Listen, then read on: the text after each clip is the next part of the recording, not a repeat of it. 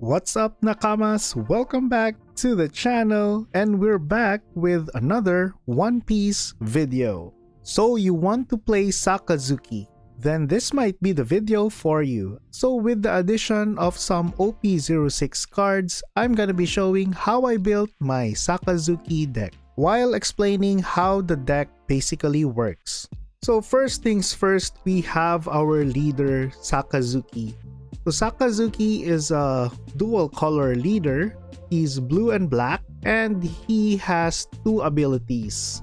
First is an active main ability that you can use once per turn. You may discard a card, then you draw a card to sculpt your hand. Then the next ability would be that when attacking, you get to reduce the cost of one of your opponent's character by -1. So same as some multicolored leaders, Sakazuki starts with 4 life. So just to quickly explain, blue and black is a pretty good combination here in One Piece card game.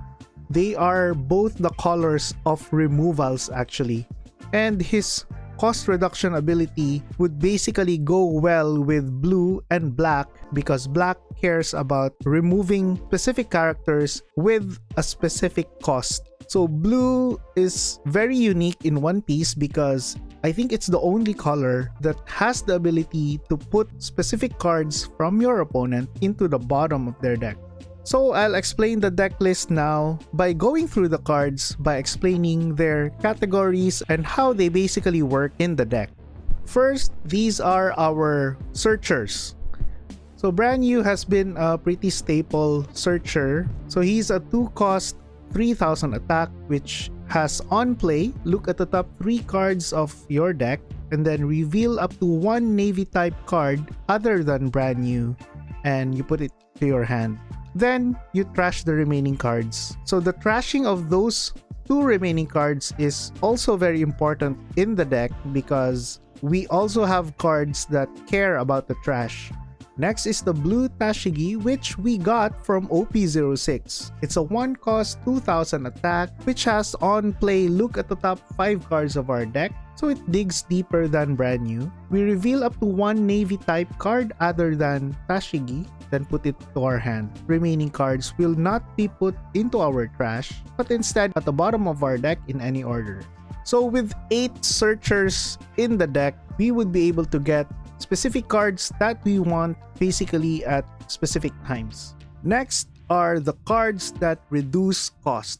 So I'll start with Tsuru and Tashigi first. These 2 cards are very important because these are our 2000 counters. So Tsuru is 1 to cast, and when it enters the battlefield, give up to one of your opponent's characters -2 to their cost during the turn. Tashigi is a 3-drop. You can tap this to give -2 cost to your opponent's character. Then we have 1 copy of Helmeppo. Similar to Tsuru, it has an ETB that gives -3 to your opponent's character. I'm only running 1 copy of Helmeppo because there's also another card in OP-06 that cares about a 2 cost, and basically what we want is to put Helmeppo in the graveyard and we can basically reanimate it as part of that card's effect. Next we have Hina, and she gives -5 cost to a character. Next we have Kuzan. It enters the battlefield and replaces itself, and every time it attacks, it gives -4 cost to your opponent's character. Then I'm running 2 copies of Ice Age. Gives -5 cost to your opponent's creature. We save the Ice Age for the late drops of our opponent. Then do not forget, Ice Age also has a trigger on it. So the trigger on this is we get to KO up to one of our opponent's characters with a cost of 3 or less. And the last cost reduction effect that we have is Great Eruption. It's a 1-drop that says draw a card, and then we give up to one of our opponent's characters -2 on their cost. It also has a trigger that your opponent trashes 1 card from their hand. In late games where both players are holding their 2k counters in their hand, letting them discard one of those 2k counters can be very crucial in the game. Next are the blockers. So I'll get to Rebecca last because she's part of the main loop within this deck. It's basically like a combo piece. So first things first, 4 copies of Borsalino, a 4-drop. So it has a static ability that during your opponent's turn, this gets plus 1000 power. So it's a 6k during your opponent's turn. And it cannot be KO'd by effects. Next is Sabo, a 5-drop, 6k. Also a blocker, and it has an on-play effect that your characters can't be KO'd by card effects until the start of your next turn. Then you get to draw 2 cards and discard 2 cards. So sometimes a match is being decided by a timely dropped Sabo. So blockers are very important because they can divert attacks to themselves. So they are basically like a 1-card save your big creature or save your leader. Lastly, we have Rebecca. So Rebecca is actually part of this main combo. So this is actually called an RHL loop. So it's a Rebecca, Hina, Lucci loop. So what happens is that, first things first, Rebecca is a 4-drop, 0 attack, but it's a blocker. Then Rebecca has a very strong on-play effect wherein we return up to 1 black character other than a Rebecca card with a cost of 3 to 7 from our graveyard to our hand. Then we get to play 1 cost 3 or less black character from our hand and put it into the battlefield tapped. So it's rested. Using Sakazuki's ability, we usually discard Hina and we draw a card. And we play Rebecca, get a Hina from the graveyard, put it into our hand. On the same effect, we put Hina from our hand to the battlefield tap. And we give -4 to one of our opponent's characters. Then with the other cost reduction abilities in the deck, we can attack with our leader, give another unit -1. Or if we have a Kuzan, we can attack and give -4 to another character. Once we've done that, so the last part of the loop is Rob Lucci. So Rob Lucci is a 4-drop, 6 cost. It doesn't have a counter on it, but that's a very strong ETB effect. So on play, you may place 3 cards from your trash to the bottom of your deck, and then you get to KO up to one of your opponent's characters with a cost of 2 or less, and up to one of your opponent's characters with a cost of 1 or less. So Rob Lucci can KO at the maximum 2 characters from our opponent. Next are the remainders of our removals. A new blue event that we got from OP-06, it's Amano Murakumo. So it's an event that basically has a similar condition with Rob Lucci's effect. But instead, we put the target characters at the bottom of our opponent's library. Next is Houndblaze. Always make sure that you still have at least one attacker or your leader hasn't attacked when you play this card.